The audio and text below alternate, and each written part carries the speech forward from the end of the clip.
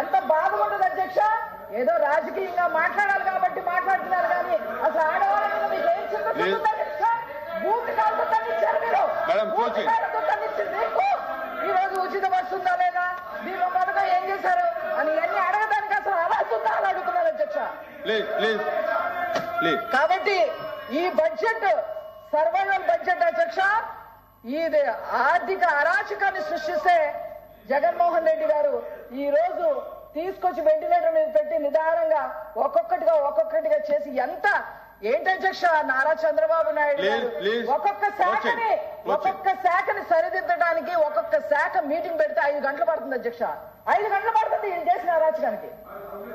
అవన్నీ తెలుసుకొని మీరు మాట్లాడాలని చెప్పి సందర్భంగా తెలియజేస్తూ ఈ బడ్జెట్ ని ఆమోదించాలి, హర్షధ్వానాలు వాళ్ళు ప్రకటించాలని చెప్పి సందర్భంగా చెప్తూ నేను సెలవు తీసుకున్నాను అధ్యక్ష. Thank you. మొండుతోక అరుణ్ కుమార్ గారు.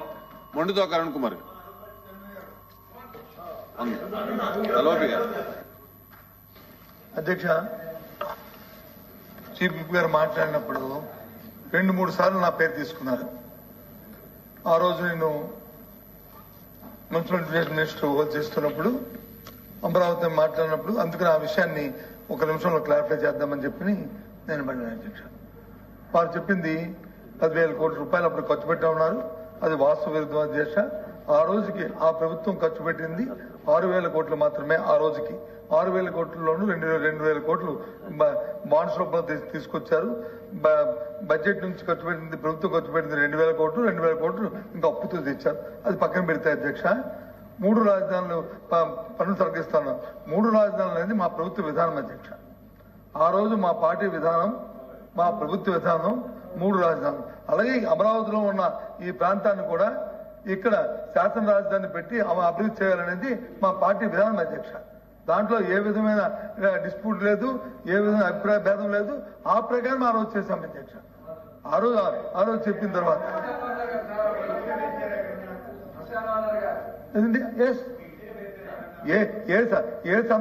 ఏ సందర్భంలో అన్నామని చెప్తాను అధ్యక్ష.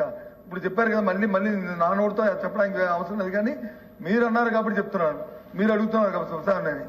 ఆ రోజు వచ్చి చూడడానికి వస్తానని ప్రభుత్వంలో పెద్దలు ఆ రోజు మాజీలు వచ్చి చెప్తే ఏముంది ఇక్కడ 3 సంవత్సరాలు అయింది అమరావతి దాన్ని ప్రారంభించారు. 1,19,000 కోట్ల రూపాయలతో వచ్చి బడ్జెట్ తో పెట్టి సుమారు 6,000 కోట్ల రూపాయలు కూడా ఇంకా ఖర్చు పెట్టగా దాని నుంచి ఆ రకంగా శ్మశానాలుగా దాని నుంచి ఏం చూడడానికి వస్తారయ్యా, దాన్ని ఏంటి చేస్తారు అని చెప్పి అన్నాను అధ్యక్ష. ఎస్ అన్నాను, చెప్తాను, అనలేదు అంటలేదు కదండి. ఆ సందర్భం అది, ఆ సందర్భం అన్నా. కూర్చోమ్మా,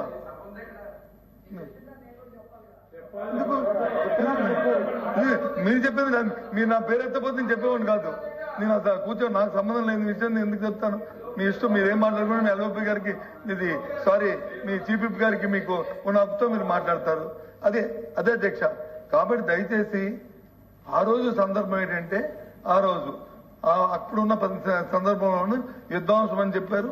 ఏదైతే ఇల్లీగల్ గా ఉన్న కన్స్ట్రక్షన్స్ ఏవవుతున్నాయో వాటిని కూలదడం జరిగింది తప్ప లీగల్ గా ఉన్నదాన్ని ఏది ప్రభుత్వం వచ్చి ఎప్పుడు కూడా ఏది కూడా కూల్చదు అధ్యక్ష. ఈ సభ ద్వారా గౌరవ సభ్యులు కూడా తెలియజేస్తాను, దయచేసి మా ప్రభుత్వ విధానం 3 రాజధానులు. అదే విషయాన్ని నేను మళ్ళీ చెప్పాను, అదే చెప్తున్నాను కూడా. అవసరం ఏంటి, అక్కడ ఉన్న వాళ్ళందరూ ఏంటి, మీరు ఆ మాట అన్నందుకు మీరు ఏమైనా కాటి కాపరా దానికి? కేబినెట్ సమావేశాలు నిర్వహించారు అంటే మీరు శ్మశాన వాటికలో కేబినెట్ సమావేశాలు నిర్వహించారా? నేను అవి కూడా చదువుతాను అధ్యక్ష. ఎప్పుడెప్పుడు కేబినెట్ సమావేశాలు నేను ఇచ్చేశారు?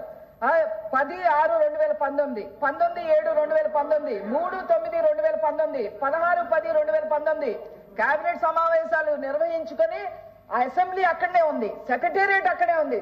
చక్కగా మేము కట్టిస్తే శుభ్రంగా అందులో పరిపాలన చేయాల్సింది పోయి విధ్వంసం చేశారు అందులో కూర్చొని. పైగా మీరు శ్మశానం అని దాంతో పోల్చారు. మీరు శ్మశానం దాంతో పోల్చి 5 ఏళ్ళు అక్కడనే కూర్చున్నారు మీరు. విషయం ఏంటంటే, మీరు పెట్టిన ప్రతి బిల్డింగ్ కూడా అది తాత్కాలికమని చెప్పిన మాట మర్చిపోయినట్టుకున్నారు. తాత్కాలికంగా ఒక అద్దెలు తీసుకుని లేకపోతే ఒక టెంపరీ కన్స్ట్రక్షన్ వేసి అందులో చేసుకుని ఆ కార్యక్రమాలు వచ్చి పెద్దగా గొప్పగా చెప్పుకుంటే ఎలాగ అధ్యక్ష?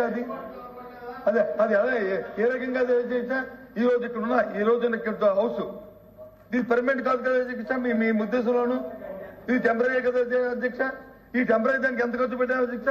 స్క్వేర్ ఫుట్ గా ఆ రోజు 10,500 రూపాయలు ఖర్చు పెట్టాం అధ్యక్ష.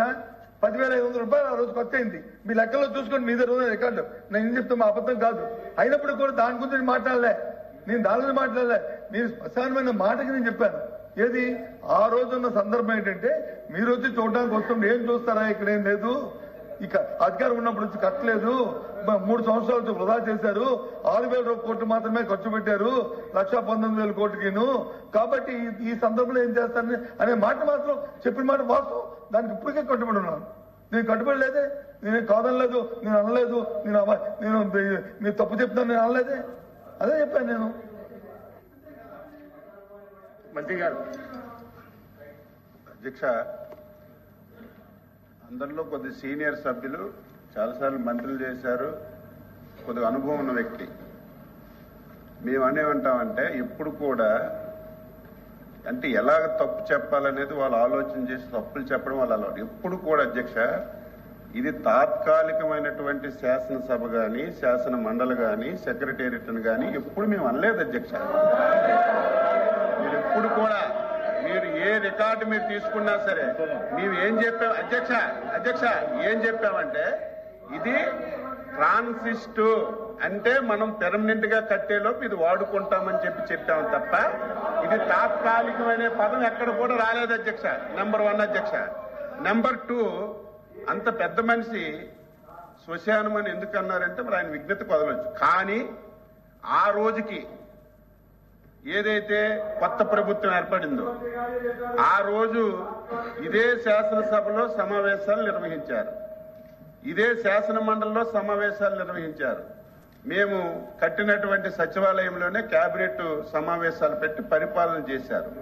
మరి ఇన్ని జరిగిన తర్వాత అటువంటి వ్యక్తి ఆ మాట అన్నం తప్పని చెప్పాం అధ్యక్ష. రెండవది, ఆ రోజు నేను కూడా శాసనసభలో ఉన్నాను. గౌరవ ప్రతిపక్ష నాయకులు గారు ఆ రోజు మున్సిపల్ అడ్మినిస్ట్రేషన్ మినిస్టర్ గా ఉన్నారు. ఇది డే 1 నుంచి చంద్రబాబు నాయుడు గారు ఒక సామాజిక వర్గం గురించి ఇక్కడ సచివాలయం, ఇక్కడ అమరావతికి రాజధాని ఏర్పాటు చేశారు. రాష్ట్రంలో వచ్చిన డబ్బంతా ఇక్కడే ఖర్చు పెట్టేస్తున్నారు, రాష్ట్రంలో ఎక్కడ కూడా అభివృద్ధి జరగడం లేదని ప్రతి ఒక్కరు అదే మాట్లాడారు అధ్యక్ష. మేము ఆ రోజు ఈ ప్రాంతాన్ని ఎంపిక చేసేటప్పుడు అన్ని ప్రాంతాలకి సమానమైనటువంటి దూరం, ఇది ఒక నూతన విధానంతో విన్ విన్ సిచ్యువేషన్ తో ముందుకెళ్తున్నాం, రైతులందరూ అంగీకరించారు, ఈ విధానంతో మేము చేస్తున్నామని చెప్పి శాసనసభలో నేనున్నాను అధ్యక్ష. ఆ రోజు అపోజిషన్ లీడర్ గా ఉన్నటువంటి వ్యక్తి నాకు ఎటువంటి అభ్యంతరం లేదు, ఇప్పుడున్న భూమి సరిపోదు, ఇంకొద్దిగా గ్యాదర్ చేస్తే మనకి సచివాలయానికి చాలా బాగా వస్తుందని చెప్పి, నేనేదో అబద్ధం చెప్పడం కాదు అధ్యక్ష, ఇప్పుడు కావాలంటే స్పీచ్లు ఉంటాయి.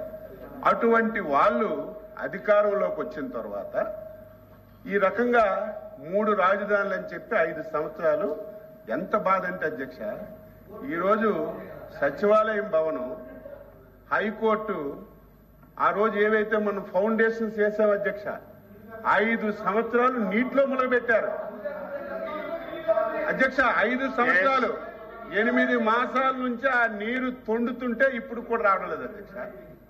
ఇవన్నీ మీరు తెలియచేశారా, తెలియక చేశారా? ఒక వ్యక్తి కావాలని చేసినప్పుడు మీలాంటి సీనియర్సేనే కనీసం ఎందుకు చెప్పలేదని మేము బాధపడుతుంటే ఇంకా దాన్ని సమర్థించారు. మాట్లాడితే అధ్యక్ష, మాట్లాడితే మా బొత్స సత్యనారాయణ గారు గౌరవనీయులు, ఇది మీరు 10,500 ఎస్ఎఫ్టీ పెట్టి కట్టేశారు, ప్రజాధనాన్ని వృధా చేశారని చెప్పి మాట్లాడుతున్నారు అధ్యక్ష. విశాఖపట్నం అధ్యక్ష, ఋషికొండ ప్రకృతి వచ్చినటువంటి సంపద. ఋషికొండ కనీసం ఆ ప్రాంత వ్యక్తి సీనియర్ ఎంత తప్పు జరిగింది, అంత తప్పు జరిగింది, దాని గురించి డిస్కషన్కి వెళ్ళక్కర్లేదు. ఈ రోజు నేను అడుగుతున్నాను అధ్యక్ష, ఈ రోజు కొత్త ప్రాంతం ఫైల్ టెస్టింగ్లు అన్ని చేసిన తర్వాత కాంక్రీట్ అది బాగా వేసి ఆ రేటుకి ఇస్తే ఋషికొండ కొండ మీద కట్టింది ఎస్ఎఫ్టీ 26,000 అధ్యక్ష. 26,000 అధ్యక్ష. కమోటీ లక్షల కోట్ల రూపాయలు. ఈ రోజు ఏమైంది? అది దేనికైనా ఉపయోగిస్తున్నారా? మళ్ళీ ఎంత విచిత్రం అంటే అధ్యక్ష కనీసం ఒక తప్పు చేసిన తర్వాత ప్రజలు సమాజం ఇది చేసిన తప్పు అని చెప్పిన తర్వాత కనీసం పశ్చాత్తాపం లేదు. దానికి ఎదురుగా మేమే మునగాళ్ళం, మేమే ఇంత డబ్బు ఖర్చు పెట్టి కట్టాము, మాలాగా మీరు కట్టలేరని ఎదురుదాడి చేస్తుంటే ఇంక ఇటువంటి వాళ్ళకి ఏం సమాధానం చెప్పాలి? దయ ఉంచి మీరు ఆ వేళ శ్మశానం అని అనడం చాలా తప్పు. శ్మశానం అన్న వాళ్ళు ఈ ప్రాంతానికి 5 సంవత్సరాలు మీరు రాకపోతే శ్మశానం అంటే దానికి అర్థం ఉంటుంది. శ్మశానం అని అన్ని రోజు కూడా శ్మశానంలో మాట్లాడారు మీరు, అది నా బాధ. కాబట్టి మనం మాట్లాడేటప్పుడు ఇప్పుడు కూడా రైతులకి ఏదో ముష్టంటే తప్పని చెప్పాను నేను. అలాగ మాట్లాడకూడదమ్మా, తప్పది, గౌరవించాలని చెప్పాను. ఎవరివైనా సరే కొంచెం మనకు అనుభవం ఉన్నప్పుడు తెలిసినప్పుడు మాట దొరుకుతుంది. నేను ఇంత స్పీడ్గా మాట్లాడేటప్పుడు ఒక మాట తప్పు మాట్లాడవచ్చు, మళ్ళీ తెలుసుకొని మనం సరి చేసుకోవాలి. కొత్త వాళ్ళకి తెలియకపోవచ్చు, మీరు సీనియర్. నా బాధ అంతా ఏంటంటే ఆయనకి తెలియకపోయినా 5 సంవత్సరాలు ఈ రాష్ట్రాన్ని కళ్ళ ముందు చాలా తప్పులు మీకు కూడా తెలుసు. ఆయన ఆబ్సెన్స్ లో మీరు కూడా మాట్లాడుకున్నారు, కానీ ఒక్కరు కూడా చెప్పకపోవడం వల్ల 5 సంవత్సరాలు ఈ రాష్ట్రం ఎంత దారుణంగా నష్టపోయింది. ఈరోజు బడ్జెట్ గురించి మాట్లాడుతున్నారు. నిన్న మొన్న ఒక శాసనసభ్యుడు అధ్యక్ష ఇరిగేషన్ ప్రాజెక్టు గురించి మాట్లాడి, అంటే నోరుందని మాట్లాడి ఏదో సోషల్ మీడియాలో పెట్టి ఒక టీవీ పత్రిక ఉందని చెప్పి దాని మీద మీరు స్క్రోల్ చేస్తే మనం మాట్లాడిన మాటలకు అర్థం ఉండాలి. ఒక శాసనసభ్యుడు అధ్యక్ష ప్రకాశం జిల్లా వెలుగొండ ప్రాజెక్టుకి ఈ బడ్జెట్లో కేటాయింపులు లేవు. 1000 కోట్లు అవసరమైతే 300 కోట్ల రూపాయలే కేటాయించారు. ఈ ప్రాంతానికి ఎన్డీఏ ప్రభుత్వం తీరని అన్యాయం చేసిందని తాటికాయంత అక్షరాలతో టీవీల్లో, పేపర్లో, మీడియాలో మాట్లాడారు. అధ్యక్ష, ఆనాటి ముఖ్యమంత్రి గారు ఆ ప్రాజెక్ట్ ని ప్రారంభోత్సవం చేసి చంద్రబాబు నాయుడు గారు ఫౌండేషన్ వేశారు, చెయ్యలేదు. 5 సంవత్సరాల్లో నేనే దగ్గరుండి తవ్వి గొలికి నీరు ఈ రోజు వెలిగొండ ప్రాజెక్టులోకి తీసుకెళ్లాను. ఈ రోజు జాతికి అంకితం చేస్తున్నానని అచ్చెన్నాయుడు గారు నేను చెప్పడం కాదు, అరగంట టైం ఇస్తే ఆ వీడియోలన్నీ మీరు చూడొచ్చు. అంటే ఒక ప్రాజెక్టుకి కనీసం పూర్తి కాకుండా ఎన్నికల్లో లబ్ధి పొందడానికి ఆ ప్రాజెక్ట్ ఓపెన్ చేస్తే డబ్బులు ఎందుకు? జాతికి అంకితం చేసిన తర్వాత బడ్జెట్లో డబ్బులు ఎందుకు నేను అడుగుతున్నాను? అవసరమేముంది చెప్పండి మీరే. ఒక ప్రాజెక్ట్ ఒక ముఖ్యమంత్రి జాతికి అంకితం చేసిన తర్వాత మళ్ళీ అదే ప్రాజెక్టుకి బడ్జెట్లో కేటాయింపులు ఎవరైనా పెడతారా? అయినా సరే అది ఎలక్షన్ గురించి, స్టంట్ గురించి పెట్టారని. వెలుగొండ ప్రాజెక్టు ఆ జిల్లాకి ఎప్పటి నుంచి అవసరం అని చెప్పి 1000 కోట్లు అవసరం ఉంటే దానికి 300 కోట్ల పరిస్థితి ఏ రకంగా ఉందో మీకు తెలియదా? ఈరోజు మా సోదరుడు రవికుమార్ గారు మాట్లాడుతున్నారు, ఉద్యోగస్తులకు ఏమీ చేయలేదని తీవ్రమైనటువంటి అసంతృప్తితో ఉన్నారట. 5 సంవత్సరాలు మంత్రి గారు దయచేసి ఒక్క రోజైనా ఆలోచన చేయాలి. ఒక్క రోజైనా బడ్జెట్ గురించి బడ్జెట్ అధ్యక్ష మాట్లాడారు, డివిజన్ అవుతా ఉంది. మాట్లాడారు అధ్యక్ష. అర్థం చేసుకోండి. ఒక్క రోజైనా 1వ తారీఖు జీతం ఇచ్చారా? ఎంత బాధ! ఉద్యోగస్తులు పిల్లల పెళ్లిళ్ళ గురించి, ఆరోగ్యం గురించి దాచుకున్న డబ్బులు కూడా తీసుకొని ఈ రోజుకి ఇవ్వకపోతే ఉద్యోగస్తులు బాధపడుతుంటే అన్ని చేశామని చెప్పడం లేదు. మేము ఇచ్చిన హామీలన్నీ ఈ రోజే అమలు చేశామని చెప్పడం లేదు. రాష్ట్రం ఇబ్బందుల్లో ఉంది. నేను అడుగుతున్నాను, మాట్లాడితే డైరెక్ట్ బెనిఫిట్ స్కీమ్ కింద 3,50,000 కోట్లు మేము అకౌంట్లో వేసామని అందరూ మాట్లాడుతున్నారు. నేను అడుగుతున్నాను, ఎవరు వస్తారో రమ్మనండి. ఇప్పుడు 6 లక్షల కోట్లు అప్పు అంటున్నారు. తాటికాయంత అక్షరాలతో మీకు ఒకవేళ అర్థం కాకపోతే బ్లాక్ బోర్డు ఒకటి తెచ్చి 2019-24లో మీరు ఎక్కడెక్కడ ఎంత అప్పులు వాడారో అన్ని మేము పెడతాం. 10,40,000 కోట్లు అప్పు వాడారు. 3.5 లక్షల కోట్లు డైరెక్ట్ బెనిఫిట్ స్కీమ్ కింద ఇచ్చారు. ఆలోచన చేయాల్సింది ఎక్కడికి వెళ్ళింది? ఒక ప్రాజెక్ట్ కట్టారా? ఒక రోడ్డు వేశారా? ఒక పరిశ్రమ తెచ్చారా? ఏం చేశారు మిగతా డబ్బు? ఎస్ ఇవి కాకుండా ప్రకృతిచ్చిన సంపద, ప్రకృతిచ్చిన సంపద అధ్యక్ష, ఇసుక మొత్తం సింగిల్ హ్యాండ్, దయచేసి బడ్జెట్ గురించి మాట్లాడండి అధ్యక్ష. ఈ రోజు మైన్స్ సింగిల్ హ్యాండ్ మీద మంత్రి గారు ప్రజల దగ్గర వచ్చిన రాబడి పోయింది, ప్రకృతి ఇచ్చినటువంటి సంపద మొత్తం దోచేసి ఈ రాష్ట్రాన్ని ఫైనాన్షియల్ గా అతోగతి చేస్తే 8 మాసాల్లో గర్వపడుతున్నాను. నేను కూడా 6 సార్లు ఎమ్మెల్యేగా హామీలు ఇచ్చాం, అధికారంలోకి వచ్చాం. పరిస్థితి చూస్తే దారుణంగా ఉంది. మనం చేయగలం. మంత్రి గారు హామీలు నెరవేర్చగలమా అని ప్రభుత్వం అవసరం ఉంది. ఈ దేశంలో అర్థం చేసుకోండి. 29 రాష్ట్రాలు ఉన్నాయి. బడ్జెట్ సమయాన్ని చెప్తున్నాను, చేయడం 4,000 రూపాయలు పెన్షన్ ఈ దేశంలో ఎక్కడైనా ఇచ్చారా? ఏ రాష్ట్రంలో ఇచ్చారా? సహకరించమని 1,200 ఒక రాష్ట్రంలో 2,200 ఇస్తున్నారు. 4,000 రూపాయల పెన్షన్ 24 లక్షల మందికి 1వ తారీఖే ఇంటికిచ్చి పెన్షన్లు ఇస్తున్నాం. ఇవన్నీ ఒక్కొక్కటి చేసి ఒకటే మాకు ప్రజలు అచంచల విశ్వాసం నమ్మకంతో మాకు అధికారాన్ని ఇచ్చారు. ప్రజల విశ్వాసాన్ని నమ్మకాన్ని ఎక్కడా పోగొట్టుకోం. తప్పనిసరిగా ఎన్నికల్లో ఇచ్చిన ప్రతి హామీ నెరవేర్చిన తర్వాత మళ్ళీ ప్రజల దగ్గరికి వెళ్తాం. మా మీద విశ్వాసం నమ్మకం ఉంటే ఈ రాష్ట్రాన్ని బాగు చేస్తామని ఒక విశ్వాసం ఉంటే మళ్ళీ మాకు మంత్రి గారు చేస్తారు. ఆ విధానం ఏదో ప్రభుత్వం రాజకీయం గురించో విమర్శల గురించో మేము ఎప్పుడు మాట్లాడు. దయ ఉంచి ఎప్పటికైనా సరే గతంలో చేసిన తప్పులు మీరు తెలుసుకొని బయట మీరంతా కూడా వ్యవహరిస్తే కొంతవరకైనా బాగుంటుందని చెప్పి వ్యక్తిగతంగా నేను సలహా ఇస్తున్నాను. ఇది ఎప్పుడు కూడా తాత్కాలిక భవనాలని ఎప్పుడు అనలేదు.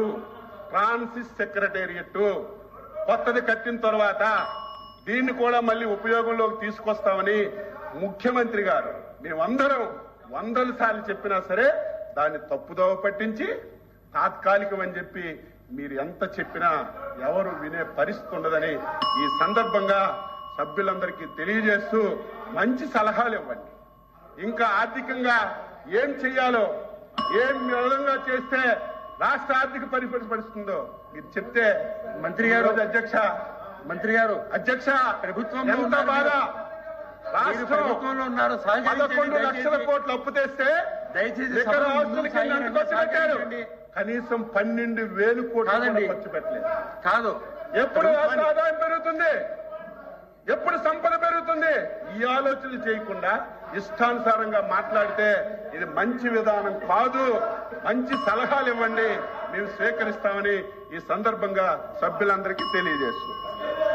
ఎల్ఓపి గారు. అధ్యక్ష, అచ్చెన్నాయుడు గారు సుదీర్ఘమైన ఉపన్యాసం ఇచ్చారు. వాస్తవాలను మరుగుపరుస్తూ నందిని బమ్మిని చేయడానికి వచ్చి ఆయన ప్రయత్నం చేశారు. ఈ సెక్రటరియట్ గురించి మాట్లాడినప్పుడు 10,000 అంటే ఋషికొండ గురించి మాట్లాడారు. అది ప్రభుత్వ భవనం. ఇప్పుడు ఆయన చెప్పారు కదా 26 స్క్వేర్ ఫుట్ కి 26,000 అని చెప్పారు కదా. ఇప్పుడే చెప్పారు కదా. ఎవరు వాడతాం వాడుకోకపోవడం చేతగా మీ చేతగా ప్రభుత్వం చేతకంటాం. వినండి, చెప్పింది వినండి. అధ్యక్ష మీరు కూర్చోండి. అధ్యక్ష సమాధానం చెప్పనివ్వండి. అధ్యక్ష 26,000 స్క్వేర్ ఫుట్ కింద చెప్పారు కదా అధ్యక్ష. అందులో జరిగింది అధ్యక్ష, అందులో అవతకులు జరిగాయి కదా అధ్యక్ష. ఆయన ఉద్దేశం ప్రకారం అందులో దోపిడీ జరిగిందనే అనే ఉద్దేశమే కదా అధ్యక్ష. అది తప్పు జరిగిందనే అధ్యక్ష. నిన్నగాక మొన్న వాడికి ఉన్న కాంట్రాక్ట్కి ఇవ్వాల్సిన 80 కోట్ల రూపాయలు అనాపరిత చెల్లించారు అధ్యక్ష. ఏ కిక్ బ్యాక్ చెల్లించారు అధ్యక్ష. తప్పు జరిగితే ఎందుకు ఇవ్వాలి అధ్యక్ష? కంప్లీట్ కానివ్వండి. ఒకసారి చెప్పాలా? కంప్లీట్ కానివ్వండి. ఒకసారి ఆయన సమాధానం కంప్లీట్ కానివ్వండి. అధ్యక్ష, మీకు అధ్యక్ష పాసింగ్ గా రిమార్కులు చేస్తే దానికి వెంటనే మీకు కౌంటర్ ఇవ్వాలి అధ్యక్ష. మంత్రిగా అదే మీరు అంత అవినీతి జరిగింది, దానికి బిల్లు ఎందుకు ఇచ్చారు? ఎప్పుడు ఈ ప్రభుత్వం కక్ష సాధింపు ఉండదు. ఈ రోజు బిల్లు ఇచ్చింది వినండి పూర్తి చెప్పిన వరకు ఇవ్వండి.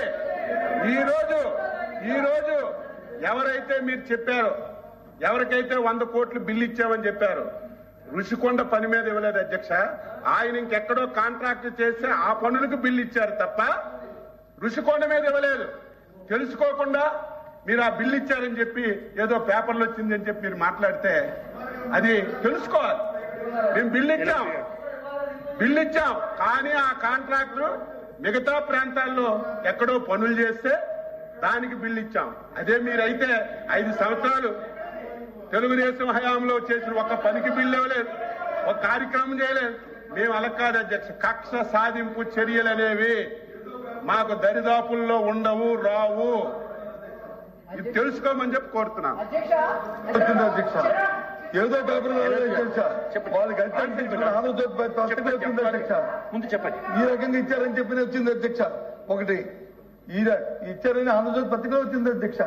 ఇదేమి కొన్ని సాక్షి పేపర్లే రాలేదు అధ్యక్ష. కొన్ని ఏదో వేసుకున్నారు, తప్పు వార్త రాశారు. మీరే అంటారు కదా మంచి వార్త రాస్తారని, ఆ పేపర్లోనే వచ్చింది అధ్యక్ష. ఆ తప్పు కాదంటే రేపు ఎంక్వైరీ చేయమని ఇప్పటికైనా సరే అందులో అవకతవకలు జరిగితే ఎంక్వైరీ పోస్ట్ చేయమని అధ్యక్ష. ఎంక్వైరీ చేయండి, ఎంక్వైరీకి ఆదేశించండి, ఎంక్వైరీకి ఆదేశించండి. ఎవరు చేయమని అధ్యక్ష. తప్పు చేయమని అధ్యక్ష. తప్పు జరిగితే ఎందుకు చేయట్లేదు? దయచేసి ఎందుకు ప్రభుత్వం చేయట్లేదు? ఎందుకు వెనకం చేస్తుంది? తప్పులు జరిగినప్పుడు ఎందుకు వెనకం చేస్తుంది? ఒకవేళ ఇక్కడ ఏదో ఒకటి మాట్లాడకపోతే తాడేపల్లి ప్యాలెస్ లో అక్షంతలు పడతాయని మాట్లాడటం తప్ప వేరే అధ్యక్ష. నిజంగా ఋషికొండ ప్రభుత్వ భవనం అని అన్నారు అధ్యక్ష.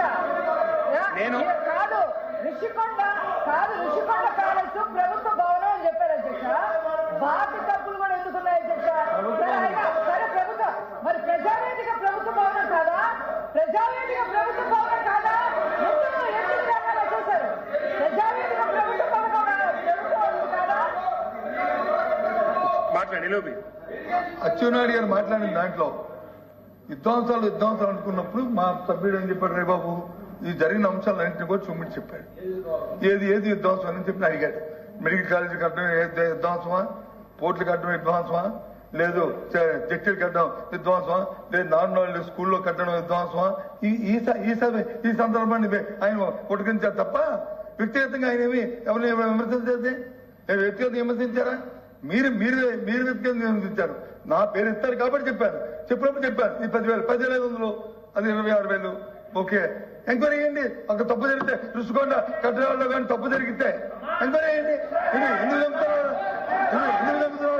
ఏ కారణం ఏంటి? జరిగితే కాకుండా ఆవిడకి ఇవ్వడానికి లేదు ఏంటి? కాదు అధ్యక్ష, ఇంకో విషయం చెప్తాను. మాట తెప్పము మన తెప్పము ఇది మా సిద్ధాంతం అధ్యక్ష. మా కథలో ఇవాళ కూడా చెప్తాను అధ్యక్ష. మేము ఏదైతే మాట చెప్పామో ఆ మాట మీద నిలబడున్నాము అధ్యక్ష. అందులో మరి ఇంకా వేరే మాట్లాడేది అధ్యక్ష.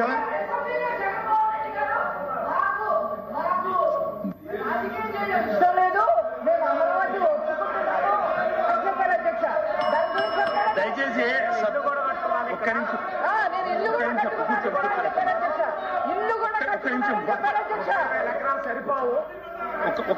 నిమిషం. దయచేసి సభ్యులందరికీ నేను విన్నవించుకునేది ఏమంటే, బడ్జెట్ సమావేశాలు జరుగుతూ ఉన్నాయి. సభను మంత్రులు కానీ ఎవరన్నా కానీ తప్పుదో పట్టియొద్దని నా మనవి. సబ్జెక్టు డివియేషన్ అయి మీరు మాట్లాడాల్సిన అవసరం లేదు. సబ్జెక్టు మీద మాట్లాడితే బాగుంటది. మంత్రులు కానీ ఎవరన్నా కానీ దయచేసి కూర్చోండి. చెప్పండి. బడ్జెట్ గురించి మాట్లాడండి దయచేసి. ఇది తాత్కాలిక భవనం అనలేదు, మేము ఎప్పుడు చెప్పలేదని చెప్పి అచ్చెన్నాయుడు గారు మళ్ళీ చెప్పారు. 2 సార్లు చెప్పారు. నిన్న కాక మొన్న 3-4 రోజుల కింద సెక్రటరీ టెండర్ పిలిచారు కదా అధ్యక్ష. మీరు మళ్ళీ మీ మాటల్లో చెప్పారు కదా అధ్యక్ష. ఫౌండేషన్ తీసామో, ఫౌండేషన్ వచ్చి నీటిలో వచ్చి అది నానుతుందని చెప్పి వారి మాటల్లో చెప్పారు అధ్యక్ష. దేని క్లారిటీ తీసుకోమంటారు మమ్మల్ని? దేని క్లారిటీ తీసుకోమంటారు? ఇదే పర్మనెంటా, అది పర్మనెంటా? అది చెప్పండి అధ్యక్ష. మేము అడుగుతుంది ఆయన చెప్పిన మాటలు నేనేం మాట్లాడతా నేను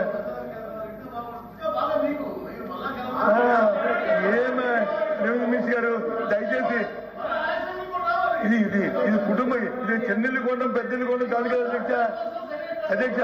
ఇది చెన్నెల్లి పెద్దల్లి కాదు కదా. ప్రభుత్వం ప్రభుత్వానికి కన్స్ట్రక్టివ్ ఆలోచన ఉంటుంది. ప్రభుత్వానికి కన్స్ట్రక్టివ్ ఆలోచన ఉంటుంది. దయచేసి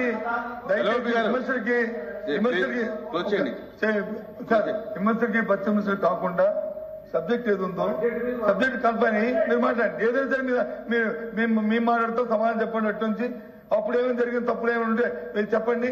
లేదు తప్పుల మీద వచ్చి మీరు ఎంక్వైరీ వేస్తారని వేయండి, తప్పులు ఇచ్చి నిలబెట్టండి. తప్పు చేశారుగో దీనికి తప్పు చేసి నిలబెట్టండి. మీరు రెడీ, మీరు మీరు రెడీ.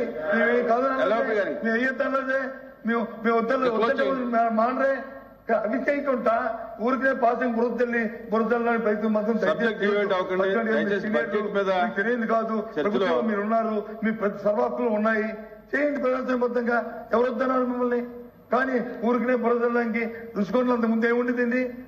రుషికొండ పైన ఇది మన టూరిజం గెస్ట్ హౌస్ ఉండేదే కదా, బిల్డింగ్లు ఉన్నాయో లేవు అక్కడ. అవి తీసుకొస్తే కట్టారు, తప్పేముంది? దాని నుంచి ప్రభుత్వం ఉపయోగించుకోవాలి, తప్పేముంది? అక్కడ లేకపోతే తప్పు, అవి కట్టారు తప్పు. దయచేసి అది కాకుండా ఇవాళ బడ్జెట్ మేము మాట్లాడుతున్నాం. మీ అల్వాపి గారు మీ చీఫ్ విప్ గారు మాట్లాడినప్పుడు నా పేరు ఎత్తారు. నా పేరు తీసుకోకపోతే నేను మాట్లాడుతున్నాను. పోనీ అప్పుడు కూడా అడిగాను, వద్దంటే మా అన్ని కూర్చోవడం నేను రిప్లై ఇచ్చాను చెప్పేవాడిని. ఏంటి అడుగు మాట్లాడుతున్నప్పుడు ఏంటి ఆ విషయాలు ఏ సందర్భంలో మాట్లాడవచ్చుంది కూడా చెప్పాను. అంతేగాని ప్రత్యేకించి దాని ఒక స్టేట్మెంట్ కింద నేనేం మాట్లాడలేదు. ఆ సందర్భం బట్టి గుడిగించి చెప్పాను. అందుకని దయచేసి ఏదైనా తప్పు జరుగుతున్నప్పుడు గత 5 సంవత్సరాల్లో ఏమైనా తప్పు జరిగితే చెప్పండి, మమ్మల్ని పెట్టండి. ఇగో ఈ తప్పు అని చెప్పి చూపెట్టండి. మేము దాన్ని చేసేదని అడిగినాం, అనుభవిస్తాం. తప్పు చేస్తే శిక్షించబడవలసిందే. ప్రజాస్వామ్యంలో తప్పు చేసిన వాడు తప్పించి పెళ్ళడానికి వీల్లేదు. అది మా తాలూకా మేము కాదనలేదు. కానీ ఊరికి పాసింగ్ మనం చేయొద్దు. అది కాకుండా అంతకుముందు గత 5 సంవత్సరాల్లో ఏ విధంగా ఈ రాష్ట్రం నష్టపోయిందో, ఎంత తప్పులు తెచ్చారో దాని నుంచి మొన్న ఎంత తప్పులు తెచ్చామో మా వాళ్ళు చెప్పారు. మీరు చెప్పినట్టు 11 లక్షలు 14 లక్షలు లేవే. రేపు మాట్లాడినప్పుడు నేను మాట్లాడతారు. మీరు ఇచ్చిన పుస్తకాల్లో ఉండి ఎంత తప్పు తెచ్చామనేది ఇందులో అన్ని క్లియర్ ఇచ్చారు. అవన్నీ చెప్పుకుందాం. వాస్తవం అవుతారు.